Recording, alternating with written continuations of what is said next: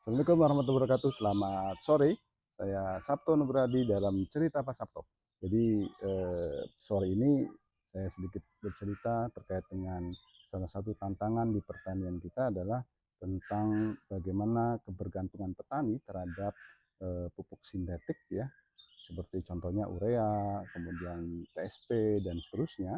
Dan ini tentunya kalau terus dibiarkan ya semakin hari dengan kelangkaan pupuk dan harga pupuk yang semakin mahal tentunya akan menyulitkan petani.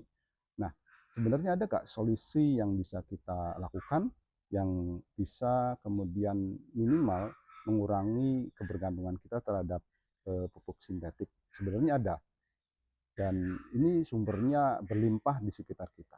Salah satu sumber yang bisa kita kemudian gunakan adalah yang mungkin ya kita sangat memungkinkan kita temui di sekitar kita adalah sersa-sersa daun yang tentunya ini sangat mudah kita temui, dan ini kita bisa manfaatkan, kita bisa gunakan sebagai bahan baku untuk membuat eh, pupuk kompos ya, sehingga kemudian kompos yang kita pakai bisa digunakan untuk mensupport tanaman kita, dan harapannya tanaman kita menjadi sangat subur dan kita tidak lagi bergantung dengan pupuk sintetik untuk budidaya kita.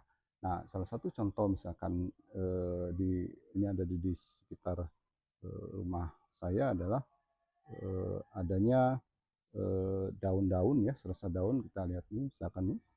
Nah, ini misalkan ini kan banyak sekali. Jadi sisa-sisa daun yang berserakan ya, misalkan ini adalah contoh di tempat saya ini kan sangat banyak berserakan yang kemudian sebenarnya kita bisa manfaatkan ya, kita kumpulkan, lalu kemudian kita bisa tambahkan molase, kemudian kita bisa tambahkan mikroba lokal, misalkan kita tambahkan E4, atau kalau nggak ada kita bisa tambahkan sisa kompos yang sebelumnya, atau juga mungkin kita bisa tambahkan tanah ya.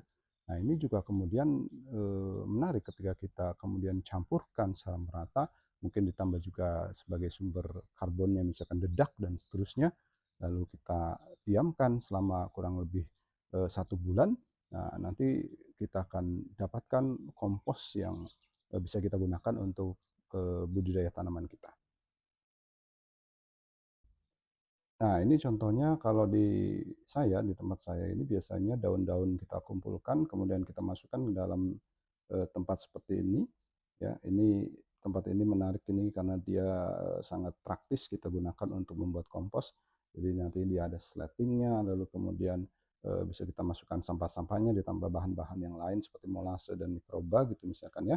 Lalu kemudian kita diam selama kita kurang lebih 1 bulan. Nanti 1 bulan kemudian kita bisa ambil dari bawah ya, misalkan di sini ada permukaan dari bawahnya, nanti kita bisa lihat apakah dia sudah jadi apa belum. Nanti tinggal kalau sudah jadi kita bisa aplikasikan, kita bisa terapkan untuk pertanian kita, dan harapannya tentu ini bisa mengurangi kebergantungan kita terhadap pupuk sintetik. Oke, demikian mudah-mudahan bermanfaat. Assalamualaikum warahmatullahi wabarakatuh.